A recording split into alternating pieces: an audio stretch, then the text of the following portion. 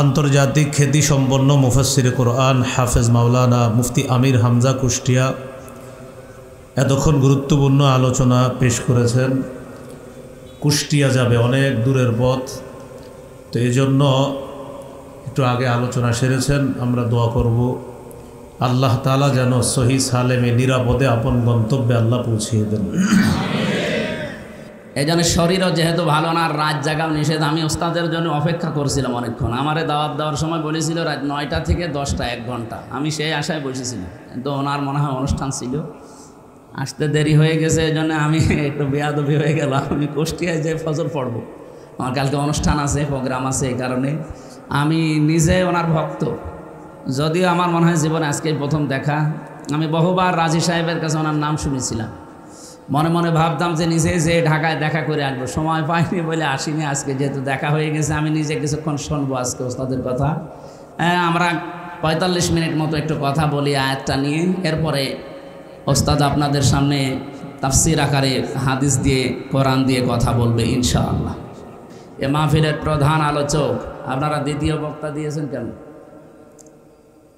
আমার সাথে যদি কোনো আলেম থাকে আমার নাম নিচে দেবেন। বাংলাদেশের প্রখ্যাত আলেমে দ্বীন, ইসলামিক চিন্তাবিদ, শিক্ষাবিদ, শাইখুল হাদিস, কুমিল্লার কৃতি সন্তান মুফতি আরিফ বিন হাবিব, আতালাল্লাহু উমরাহু ওয়া বারাকাল্লাহু ফি হায়াতি, বলেন আমিন।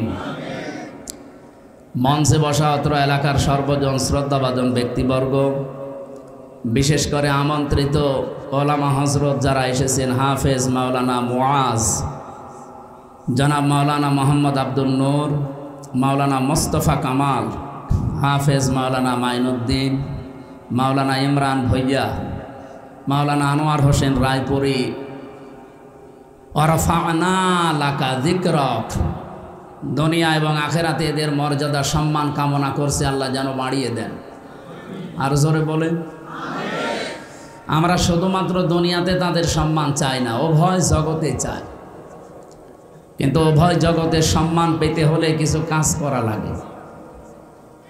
আল্লাহ পাক বলেন, ইয়ারফা'ুল্লাযীনা আমানু মিনকুম ওয়াল্লাযীনা উতুল ইলমা দারাজাত। আমি তাফসিরে ফি জিলালিল কোরআনে সাইয়্যিদ কুতুব রহমাতুল্লাহ আলাইহি ওনার ব্যাখ্যায় দেখেছি আয়াতের, উনি এই শব্দের ব্যাখ্যা করতে গিয়ে জানিয়েছেন, 2টা গুণ যদি কেউ অর্জন করে, দিন যত যাবে, যেহেতু আল্লাহ দারাজাতুন না দিয়ে দারাজাত বহু বচন দিয়েছে, এই জন্য বর্তমান, ভবিষ্যৎ, প্রেজেন্ট, ফিউচার 2টা কাল নিয়ে এই শব্দটা গঠন করা। দুনিয়াতে যারা ঈমান আনবে আর যারা এলেম পাবে, জ্ঞান পাবে, এবং এই জ্ঞান অনুযায়ী যারা কাজ করবে, দিন যত যাবে তাদের সম্মান মর্যাদা আল্লাহ বাড়াতেই থাকবে। শুধু বাড়াবে না, বাড়াতেই থাকবে। এর বাস্তব প্রমাণ শহীদ আল্লামা দেলাওয়ার হুসাইন সাইদি রহমতুল্লাহ আলাইহি, শাহ আহমেদ শফি রহমতুল্লাহ আলাইহি, মুফতি ফজলুল হক আমিনী রহমতুল্লাহ আলাইহি। আপনি এই মানুষগুলোর দিকে তাকান, দিন যত গেছে, ঈমান আর এলেম আর আমলের কারণে তাদের সম্মান মর্যাদা দুনিয়ার মানুষের কাছে কমে গেছে না বেড়ে গেছে? বিদায় নিয়েছে, তারপরও সম্মান শেষ হয়েছে। সুতরাং আমরা যাদের নাম নিলাম, এই আলেমদেরও সম্মান শুধু দুনিয়া না, উভয় জগতে আল্লাহ যেন দান করেন। সামনে বসা মুসলমান ভাইরা, পর্দার আড়ালের সম্মানিতা মা এবং বোনেরা, প্রশাসনের ভাইরা, প্রাণপ্রিয় নারায়ণগঞ্জবাসী, আল্লাহর দরবারে শুকরিয়া জানাচ্ছি। এটা জগদ্দল পাথর ছিল বুকের উপরে, এখনো আছে। এখনো আছে মানে আগে কথা বলতে দিত না, আর এখন কথা বললে শোনে না। জিনিস একই। আগে কথা তো বলতেই দিত না, আর এখন এত বলা বলি, এরপরও শোনে না। দেশীয় এবং আন্তর্জাতিক যে চক্রান্তগুলো চলছে, বিশেষ করে এই কয়েকদিনে আমি নারী কমিশনের রিপোর্ট 318 পৃষ্ঠা পুরাটা পড়েছি, একেবারে পুরাটা। আমার এই ছোট্ট মাথার ভেতরে দেখলাম 10টা কোরআনের আয়াত তারা ডাইরেক্ট অস্বীকার করেছে। ওস্তাদরা যারা আছে জিজ্ঞাসা করেন, কোরআনের 10টা না, একটা জের জবর পেশ অস্বীকার করলে তার ইমান থাকবে? তো এই মানুষগুলো যে লাফায়, আর এদের পেছনে দেখছি কিছু মুসলমানেরা আছে, এদের বিবেক কি, এরা কি বন্ধক দিয়েছে? আজ আলেমরা যে এভাবে রাজপথে নেমে এসেছে রিপোর্ট দেওয়ার কারণে, এমনি না। আপনি আমার পিঠের ওপরে 2টা বাড়ি দেন, আমি হয়তো 2 দিন পরে ভুলে যেতাম, কিন্তু যেখানে হাত দিয়েছেন এ কি ভোলার মতো? আমি একটা একটা করে পড়তে পড়তে আসছিলাম। প্রথমে তারা পারিবারিক জীবনে হাত দিয়েছে, এরপরে দিয়েছে তাদের ব্যক্তিগত যে জীবনটা। এই কি আশ্চর্য কথা বলেন তো। আর এখানে যে দাঁড়িয়ে আছেন, কি এটা কি আর কি মারা জায়গা? এটা ইবাদত চলছে, বসেন। আরে জায়গাটা মনে হয় ভেজা না? যেখানে জায়গা পান ওখানে বসে পড়েন। এখানে দাঁড়িয়ে আছেন কেন? এত মূর্তি ভাঙার পরও যদি দাঁড়িয়ে থাকে, এরে ভাঙি ফেলেন তো আগে। নাকি এ জেলায় ওসব ভাঙা ভাঙি হয়নি? আমার কুষ্টিয়ায় যেটা ছিল শাপলা চত্বরে, শাপলা চত্বর ভেঙে দিয়ে বানিয়েছিল ওইটা। মানে এত কষ্ট হয়েছে ভাঙতে, শেষে বোল্ডোজার লেগেছে। আমরা যাই, এগুলো আর যেন সামনে কেউ তৈরি না করে, সে যাই হোক। মূর্তি যদি কিছু বানাতেই হয়, আপনি আল্লাহর নাম দিয়ে, এই যে বিভিন্ন দেশে আমি যাই দেখে আসি, ওই সমস্ত নিদর্শনগুলো চারিদিকে আল্লাহর নাম দিয়ে গোল চত্বরে লাগিয়ে দেন। মানুষ চলতে ফিরতে যেন একবার হলো বলে যে আল্লাহু আকবার। আর আপনি টাঙিয়ে রেখেছেন একজন মানুষকে, কেন? মোবাইল যাদের আছে সাইলেন্ট করে রাখেন। হ্যাঁ, নিস্তব্ধ হয়ে থাকবেন ভাই। এমনিতে এই যে এটাই বসেছি, তো এটা না বসলে বসতেও পারতাম না। আমি মনে করলাম যে এরা আবার কালকের মতো, কালকে ছিলাম সেই পটুয়াখালী রাঙ্গাবালি, ওরা দিয়েছিল এই কাঠের চেয়ার। 3টা বছর আমার রিমান্ডে নিয়ে, বিশেষ করে জেলখানায় ওরা এমন টর্চার করেছে, আমার মাথার চুল থেকে পায়ের তালু পর্যন্ত 1 ইঞ্চি জায়গাও বাকি নেই। এই জন্য আমি বসতেও পারি না, 10 মিনিট পরে আমার ব্যথা হয়ে যায়। আর এমন জায়গায় ওরা টর্চার করেছে যে বউ ছাড়া কারো দেখানো যায়। আমার সাথে 76 জন আলেম আমরা এক জায়গায় ছিলাম, বিশেষ করে মাওলানা মামুনুল হক, মাওলানা শাকাওয়াত হোসেন রাজি, মাওলানা জোনায়েদ আল হাবিব, মাওলানা মনির হোসেন কাশেমি, এরপরে মুফতি নূর হুসাইন নুরানি হাফিজাহুল্লাহ। আল্লাহ রাব্বুল আলামিন আলেমদের মর্যাদা সম্মান দুনিয়া আখিরাতে আরও বাড়িয়ে দিক। আমি ঋণী খালিদ সাইফুল্লাহ আইয়ুবী, আল্লাহরে বান্দার কাছে আমি ঋণী। ভেতরে তো আসলে কেউ কারো না, এমন একটা জায়গা, ওটা একটা আলাদা জগৎ।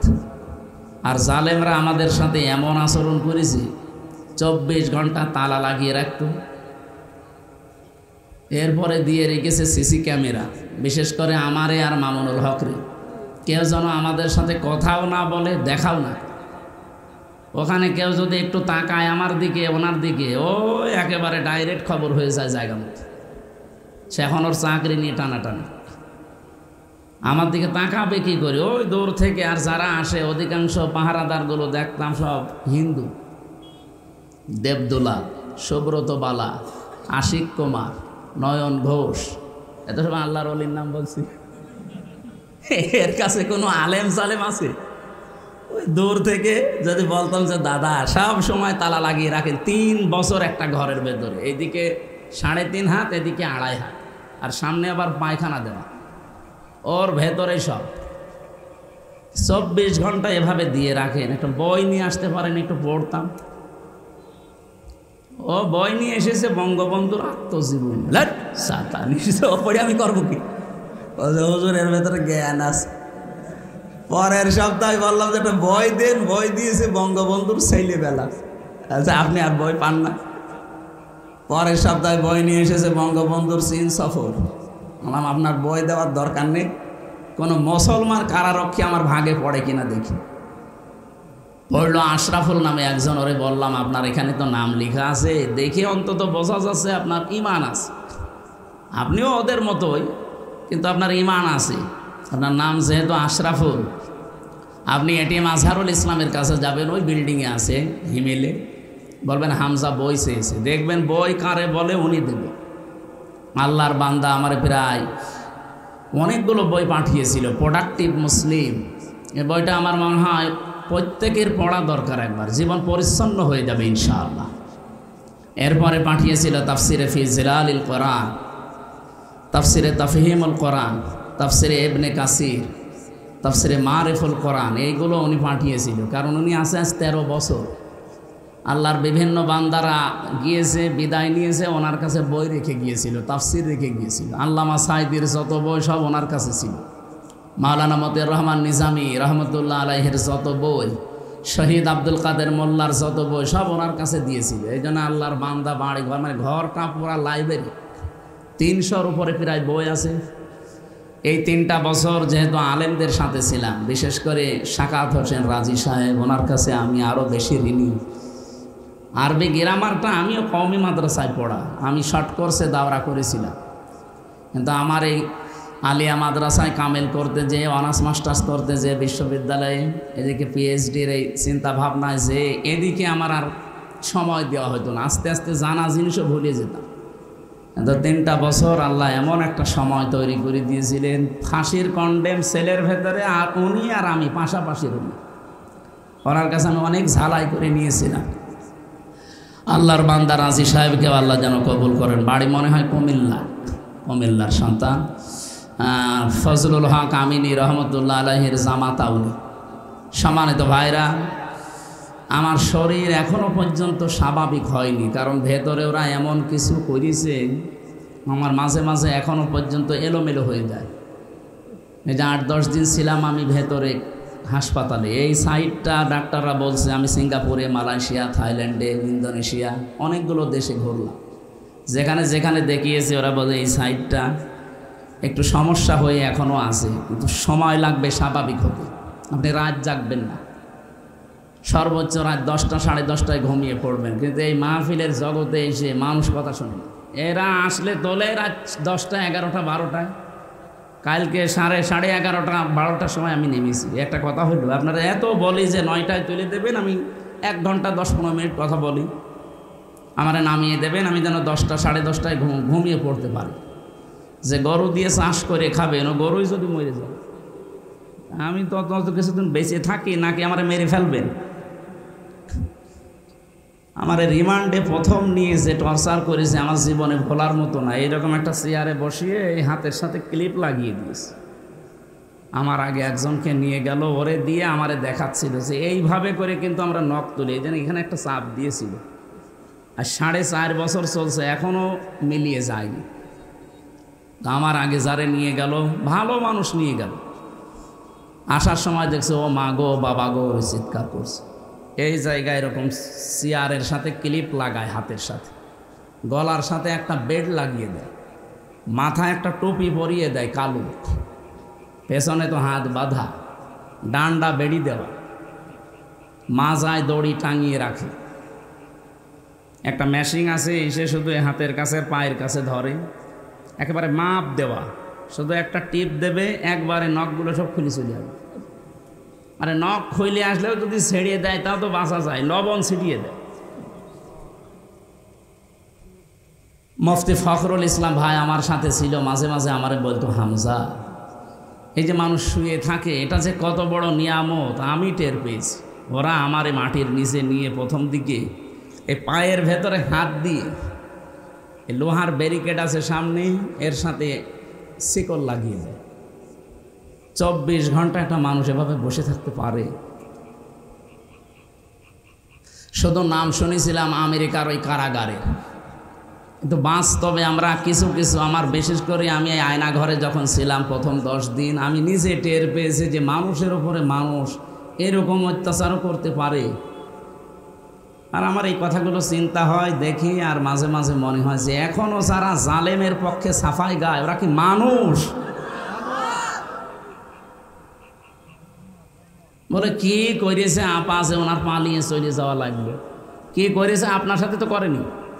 আপনার বাবারা যদি এভাবে 8 বছর ব্যারিস্টার আরমানের মতো আয়না ঘরে রেখে দিত, তখন আপনি বুঝতেন যে কি করেছে। আপনি চিন্তা করতে পারেন, একটা মানুষ 8 বছর 10 বছর একটা ঘরের ভেতরে শিকল পায়ে বাঁধা বসে আছে, ও জানে না যে ওর নাম কি, ও ভুলে গেছে। কারণ 10 বছর ওকে কেউ ডাকে না। আমার পাশের ছেলে যে ছিল মনে হয় 7 বছর ছিল, ওর জিজ্ঞাসা করেছে তোমার নাম কি, আমার দিকে আনমনা হয়ে তাকাচ্ছে, মনে হয় ওর নামও ভুলে গেছে, কারণ ওরা কেউ ডাকে না, ওর কাছে যায় না, ওর নামই জানে না। এ কোন বছর চলছে ও জানা নেই, এটা কোন মাস চলছে ও জানে না, এখন যে কিসের নামাজ পড়বে ও তাও জানে না, কারণ নামাজের সময় আমি নিজেও জানি না, আমি নিজে নামাজ পড়েছি আন্দাজে। 4 ওয়াক্ত নামাজে আমি পোড়াটা টাঙানো ছিলাম একেবারে মাজায় দড়ি দিয়ে শূন্যের উপরে, আমি জানি না যে এখন কি নামাজ চলছে না কি চলছে। এমন এক ভয়ঙ্কর মাটির নিচে ঘর, দুনিয়ার কোনো আওয়াজ নেই, একেবারে আস্ত একটা কবর। চা নিয়ে এসেছেন, এই জন্য শরীরও যেহেতু ভালো না, রাত জাগাও নিষেধ। আমি ওস্তাদের জন্য অপেক্ষা করছিলাম অনেকক্ষণ, আমারে দাওয়াত দেওয়ার সময় বলেছিল রাত 9টা থেকে 10টা 1 ঘন্টা, আমি সেই আশায় বসেছিলাম, কিন্তু ওনার মনে হয় অনুষ্ঠান ছিল, আসতে দেরি হয়ে গেছে, এই জন্য আমি একটু বেয়াদবি হয়ে গেল। আমি কুষ্টিয়ায় যে ফজর পড়বো, আমার কালকে অনুষ্ঠান আছে, প্রোগ্রাম আছে, এই কারণে আমরা 45 মিনিট মতো একটু কথা বলি আয়াতটা নিয়ে, এরপরে ওস্তাদ আপনাদের সামনে তাফসীর আকারে হাদিস দিয়ে কোরআন দিয়ে কথা বলবে ইনশাআল্লাহ। আমরা যেহেতু কোরআনে কারিমের কথা শোনার জন্য এসেছি, আর মান ক্বালা বিহি সাদাকা, যারা কোরআন দিয়ে কথা বলে এরা সত্য কথা বলে না, এই কথাটা পুরা ঠিক না। যারা বললেন ঠিক, আপনাদের দ্বারা ঠিক হয়নি, আলেমরা যদি বলতো ঠিক, এটা আমি মেনে নিতাম। আমার তাহেরি ভাই কোরআন দিয়েই তো বলে, কিন্তু কোরআনের আয়াত পড়ার পরে এমন জায়গায় চলে যায়, ও জানে আর ফেরেশতা জানে। আমি ব্রাহ্মণবাড়িয়ায় ছিলাম, মানে আমার 2 গ্রাম পরে মাহফিল করছিল, দেখ আয়াত পড়লো, দেখলাম কুল হু আল্লাহু আহাদ, হে নবী আপনি বলেন আল্লাহ এক, এ পর্যন্ত ঠিক আছে। এরপরে যে কোথায় গেল আল্লাহর বান্দা, তো এই নবী কোন নবী? এ ফাতেমার বাবা, ফাতেমাকে হোসাইনের মা, হোসাইনকে কারবালা শহীদ হয়েছিল। এবার আপনাদেরকে আমি 2 ঘন্টা কারবালার কাহিনী শোনাবো। আয়াত পড়েছে কি? কুল হু আল্লাহু আহাদ, আল্লাহর একাত্মবাদের, আর তাফসীর হচ্ছে কি? তো এই যে কোরআন দিয়ে কথা বললেই সত্য কথা বলে, কথা ঠিক আছে, কিন্তু কথা কোরআনের উপরে থাকা লাগবে। আপনি যদি কোরআনের আয়াত পড়ে চলে যান এখান থেকে দিল্লি, হবে? বলেন, এই দেশে তো এইটা বেশি হয়। আমি বাইরের যতগুলো দেশ ভ্রমণ করেছি জেল থেকে বেরিয়ে, এর আগে আমি যেহেতু আকিস গ্রুপে ছিলাম, ওরা বহু দেশে আমারে নিয়েছে, ওদের তো প্রায় 75টার উপরে দেশে ব্যবসায় চলে। আমি যতগুলো দেশে গেলাম, বাংলাদেশ, ভারত, পাকিস্তান, এই 3টা দেশের সমস্যা বেশি। মান ক্বালা বিহি সাদাকা, হাদিসটা 100 ভাগ সত্য। কোরআন দিয়ে কথা বললে তারা সত্য কথা বলে, কিন্তু কোরআন দিয়ে কথা তো হয় না। আবার যারা শোনে তারাও তো যোগ্যতা সম্পন্ন হওয়া লাগবে যে আসলে কি এটা কোরআনেরই কথা কিনা। এই জন্য আমরা যেহেতু কোরআন দিয়ে কথা বলতে চাই, যারা আলেম আছে অন্তত তারা যেহেতু বুঝতেছেন, আপনারা অন্তত সায় দেবেন। আমি যদি সঠিক আয়াতে কথাগুলো তুলে ধরতে পারি, আপনি মেনে নেওয়ার মতো মন তৈরি করবেন ইনশাআল্লাহ। এখানে দাঁড়িয়ে না থেকে একটু বসলে ভালো হতে পারে। জন জন জন, আপনি তো কয়েকবার ছবি তুললেন, আবার এখানে কি বসেন। আমার ভাইরা, যে আয়াত দিয়ে আমি আলেমদের সম্মান কামনা করেছিলাম, সূরা আলাম নাশরাহ লাকা সাদরাক, এই আয়াত, এই সূরার 4 নম্বর আয়াতটা, এর পরের 2টা আয়াত একটু আশার সঞ্চার করার জন্য আমি একটু উচ্চারণ করছি। ফা ইন্না মাআল উসরি ইসরা, ইন্না মাআল উসরি ইসরা। একটু খেয়াল করে শোনেন, কোরআনের কথা যত গভীরভাবে শুনবেন আপনি তত মজা পাবেন। আমি আয়াতটা পড়ার পরে চিন্তা করেছিলাম যে উসরুন, এখানে উসরুনের আগে আল্লাহ আলিফ লাম দিয়েছেন, কিন্তু ইসরার আগে আলিফ লাম দেয়নি। এটা প্রথমটা মারেফা করে দিলেন, পরেরটা নাকেরা। এর আগে যেহেতু মা শব্দটা আছে, এর আগে ইন্না আছে, আল্লাহ গ্যারান্টি দিচ্ছেন অবশ্যই কষ্টের সাথে, কষ্টের সঙ্গে সুখ। কিন্তু এখানে চিন্তা ভাবনার বিষয় হচ্ছে, কষ্ট বলার সময় আল্লাহ পাক নির্দিষ্ট করে দিলেন একটা কষ্ট, কিন্তু সুখের বেলায় আর আল্লাহ নির্দিষ্ট করেননি, ওটা অনির্দিষ্ট। তাফসিরে ফি জিলালিল কোরআনে আয়াতের ব্যাখ্যায় টিকায় লেখা আছে, সাইয়্যিদ কুতুব রহমতুল্লাহ আলাইহি তিনি জানাতে চেয়েছেন, পৃথিবীর মানুষেরা, দুনিয়ায় কোনো মানুষ যদি একটা কষ্ট সহ্য করে 3টা কারণে, কয়টা? এদিকে তাকান। 3টা কারণে যদি কেউ একটা কষ্ট দুনিয়ায় সহ্য করে, কমপক্ষে তার সাথে সঙ্গে 70টা সুখ, শান্তি, কল্যাণ আমার আল্লাহ রেডি করে রেখেছেন। কিছু বুঝেছেন না? বোঝেন? আপনি শুনছেন না? এদিকে তাকান। আপনি যদি কষ্ট সহ্য করেন দুনিয়াতে একটা, কিন্তু কারণ কয়টা? 3টা। যে কোনো কারণেই কষ্ট পেলে হবে না। কত মানুষ তো প্রেমে শাঁকা খেয়েও কষ্ট পায়, এ জেলায় এসব নেই। কত মানুষ দেবদাস হয়ে যায়, কত মানুষ এই যে পরকীয়া প্রেম করে যখন আর পারে না তখন কষ্ট পায় না। এলাকায় পরকীয়া প্রেম আছে? যারা করেছেন এখনো আছেন, এই মুহূর্তে মোবাইল নাম্বার ডিলিট করে দিন। যারা করতে পারবেন হাত তোলেন তো দেখি। একজন, ও যতটুকু মানুষ হয়তো মুসলমানই দেয়নি না, আমি হাসির জন্য বলি না। এই কাজ সারা দেশে কম বেশি চলছে। এটা যে কত বড় জঘন্য কাজ! আপনার নিজের স্ত্রী থাকতে আপনি আরেক জায়গায় লাইন করেন, আপনি মানুষ। যারা শয়তানের ধোকায় নফসের জালে পড়ে এগুলো করেছেন, এই মুহূর্তে আমাদের থামা লাগবে। যদি কেউ করে থাকে এই মুহূর্তে তাওবা করে জীবনের মতো ফিরে আসেন, তাও মাপ পাবেন। আর এভাবে যদি চালাতেই থাকেন, এমন একটা সময় আসবে, ইন্নামা নুমলি লাহুম লিয়াজদাদু ইসমা ওয়া লাহুম আযাবুম মুহিন। মানুষ যখন পাপ করতে করতে সীমা ছাড়িয়ে যায়, পরিপূর্ণ হয়ে যায় অপরাধ, তখন ওকে আর ফিরে আসার কোনো লাইন আল্লাহ রাখে না। ওর জন্য তখন অপমানজনক শাস্তি আল্লাহ রেডি করে রাখে। আমি সহ এখানে যারা আছি, কেউ যদি এই গোনায় থেকে থাকি, এই মুহূর্তে আল্লাহর দিকে তাকিয়ে তওবা করছি, পারবেন না ইনশাআল্লাহ? এই অবৈধ কাজে সুখ আছে, শান্তি আছে, কিন্তু একটা অবৈধ সুখ যদি দুনিয়ায় কেউ ভোগ করে, একটা কষ্ট পেলে যেমন 70টা শান্তি আছে, ওর সাথে সাথে একটা সুখ যদি কেউ দুনিয়ায় ভোগ করে আর সুখটা যদি হয় অবৈধ, অবশ্যই তার সঙ্গে সঙ্গে সাথে সাথে 70টা দুঃখ তাকে ভোগ করা লাগবে।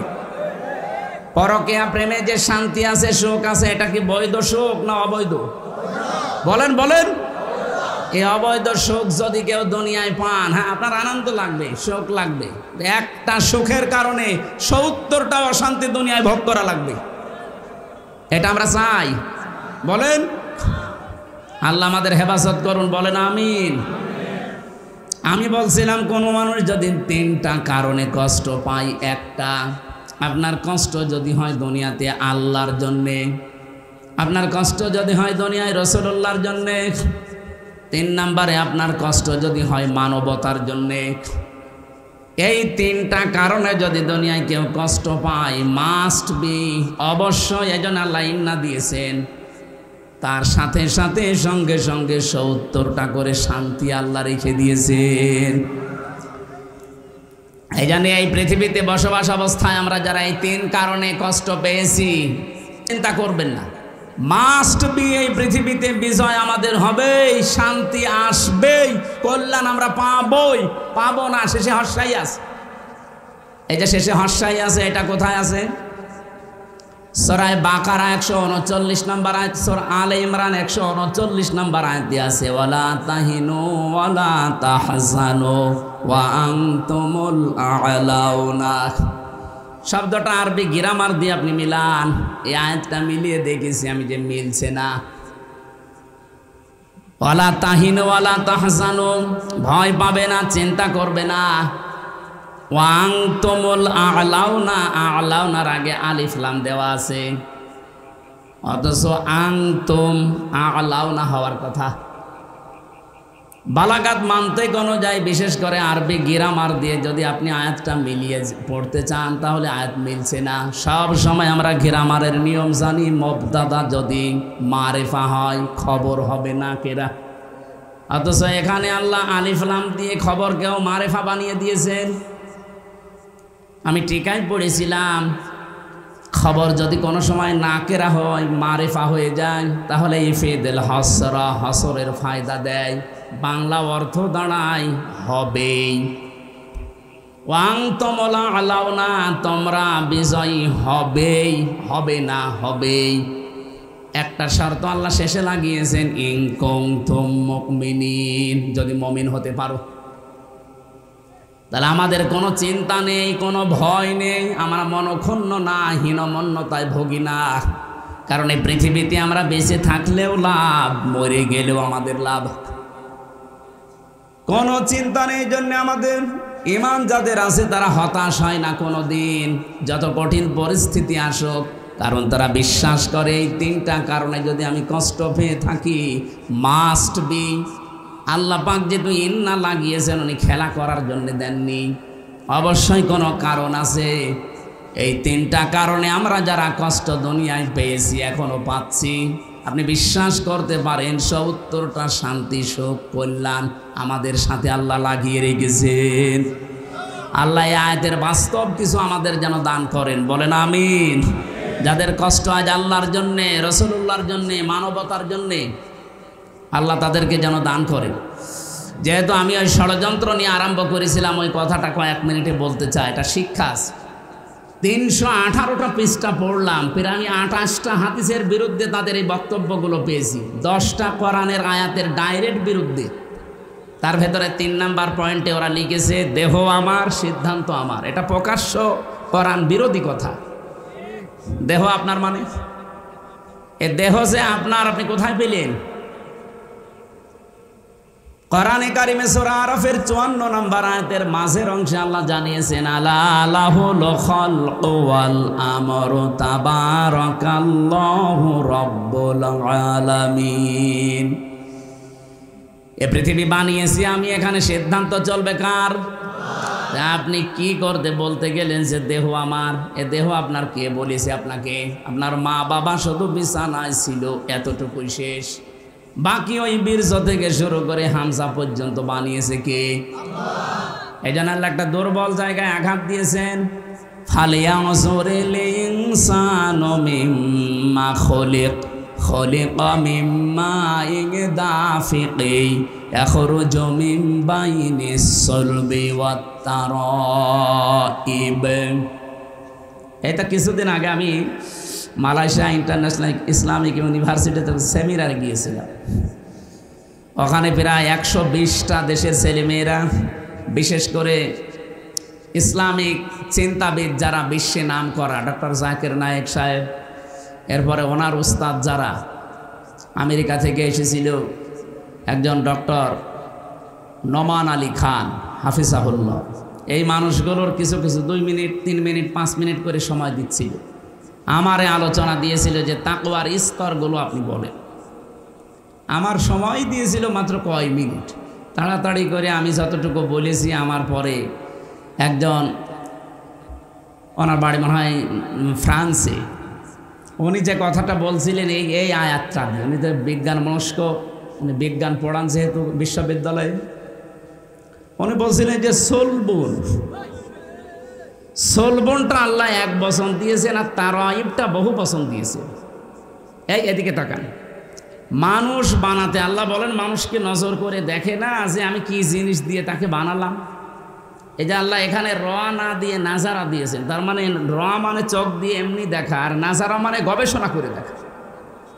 আল্লাহ জানাতে চায় যে মানুষ যেন একটু চিন্তা ভাবনা করে, গবেষণা করে, ওর পেছনে একটু তাকায় যে আমি কি দিয়ে তাকে বানালাম। ইয়াখরুজু মিন বাইনিস সুলবি ওয়াত তারাইব, দ্রুত গতিতে বের হয়ে যাওয়া নাপাক পানি দিয়ে আমি আল্লাহ তাকে বানিয়েছি। এখানে এই জন্যে যেটা দিয়ে বের হয় পানিটা, এই সলবন বলা হয় পুরুষের লজ্জাস্থান, আর তারাইব মেয়েদের লজ্জাস্থান।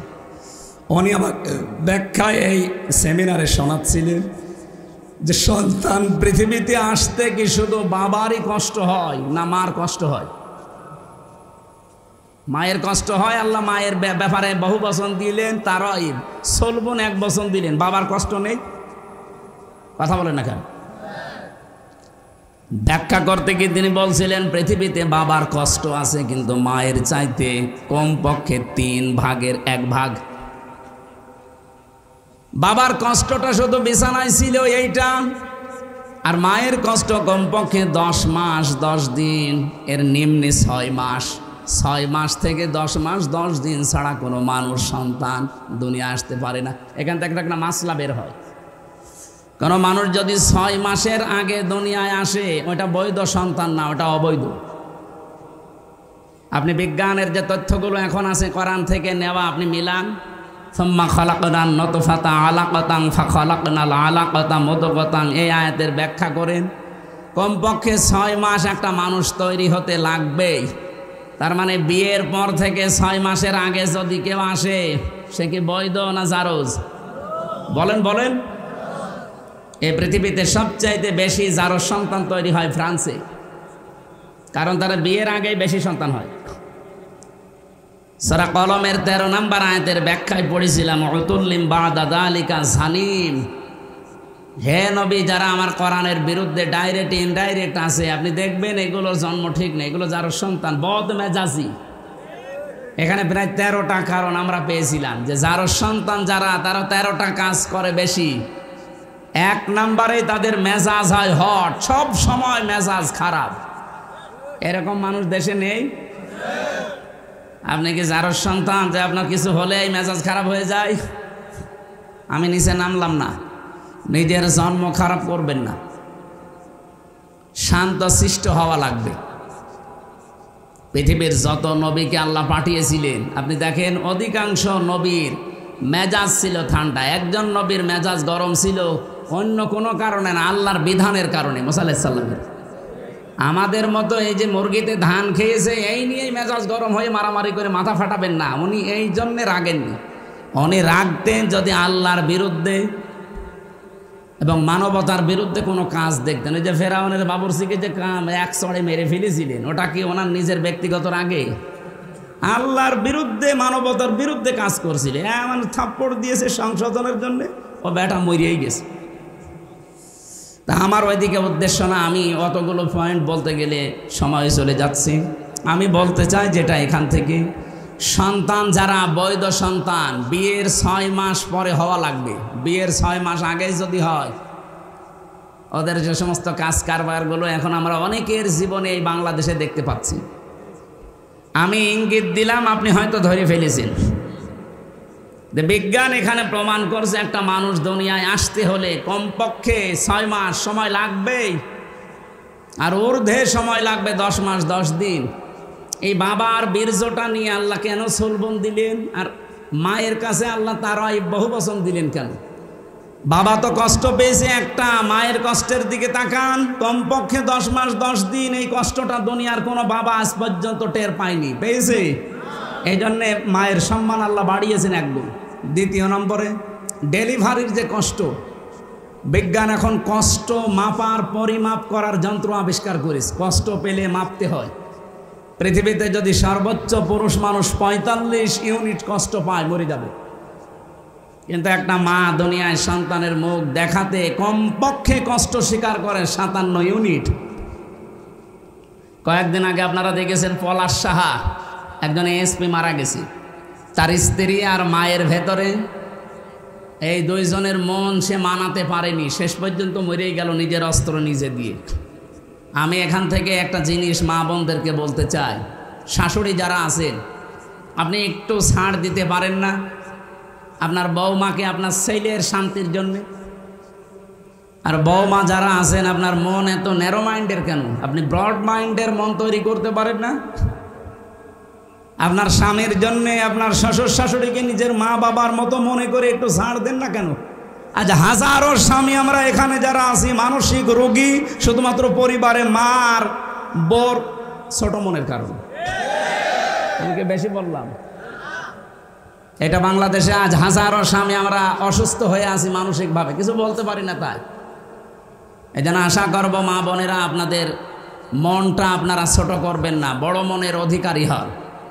পৃথিবী আর কয়দিন পরেই তো আপনিও মাটির নিচে যাবেন, আমিও মাটির নিচে থাকবো। আপনার সাথে আমি ভালো ব্যবহার করি এই কারণে, আপনার এই ভালো ব্যবহার দিয়ে আমার আখেরাত তৈরি হবে। কি কথা বলেন না কেন? আমি আলেমের সাথে ভালো ব্যবহার করব এই কারণে ব্যবহার দিয়ে আমার আখেরাত তৈরি হবে। তার সাথে আমি খারাপ আচরণ করলে এইটা দিয়ে আমার আখেরাতে জাহান্নাম তৈরি হবে। জান্নাত জাহান্নাম আপনার এই কামাই দিয়ে তৈরি করবে আল্লাহ।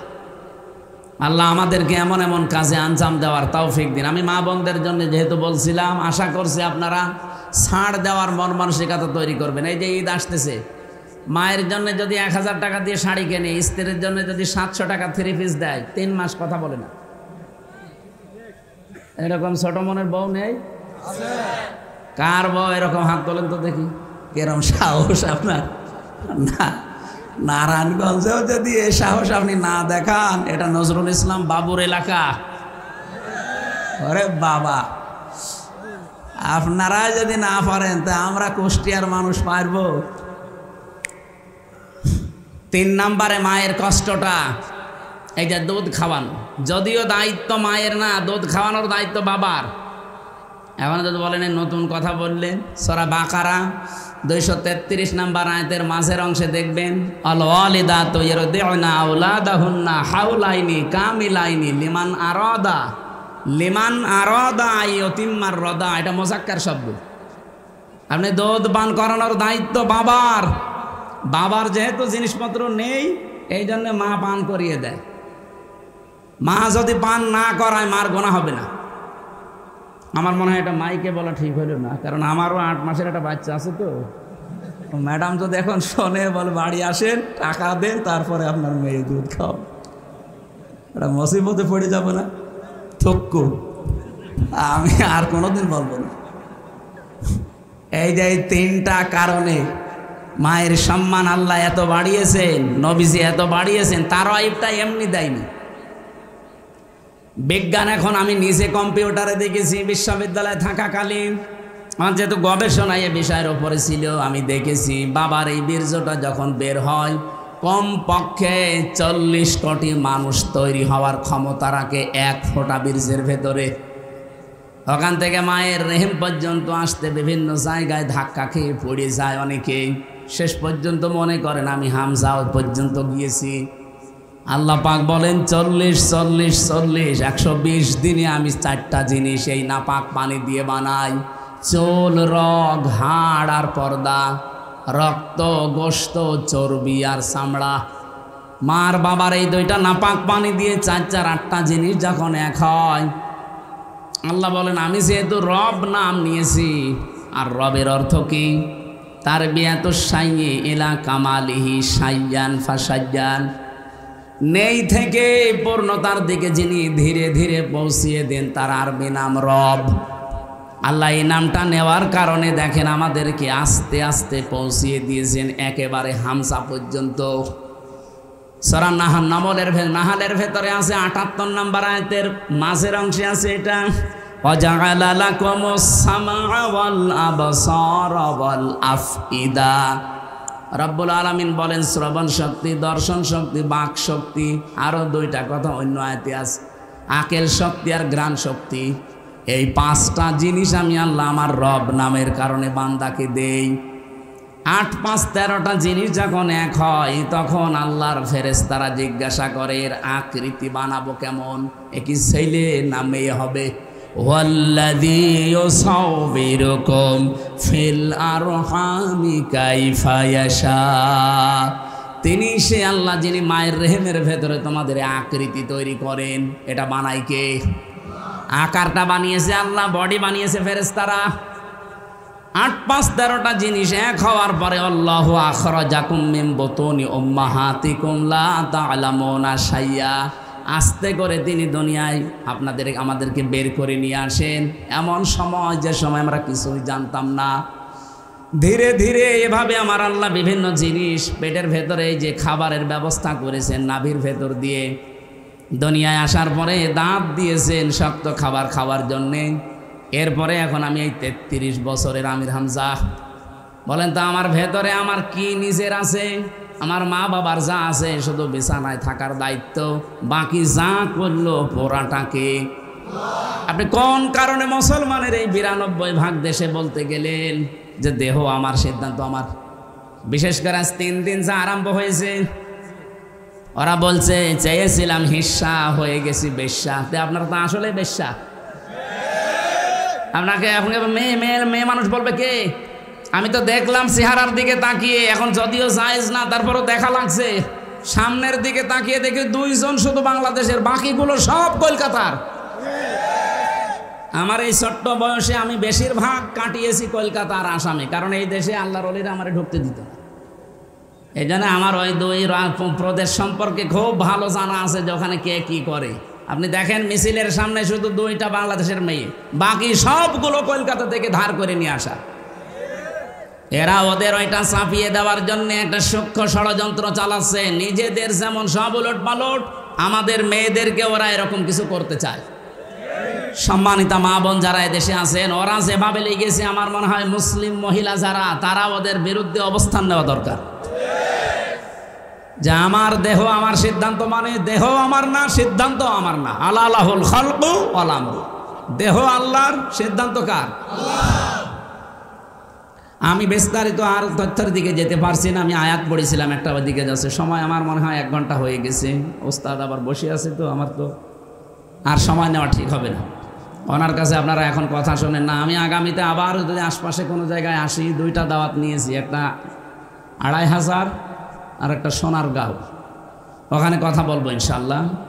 আমি নিজে ওনার ভক্ত, যদিও আমার মনে হয় জীবনে আজকেই প্রথম দেখা।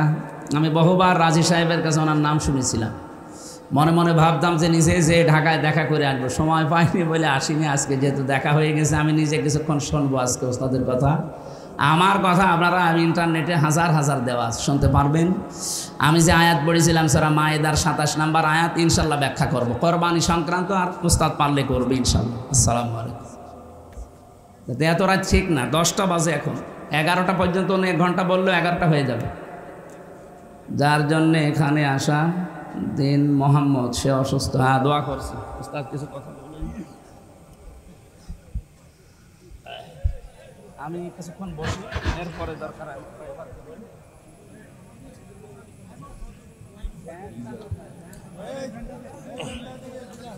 بس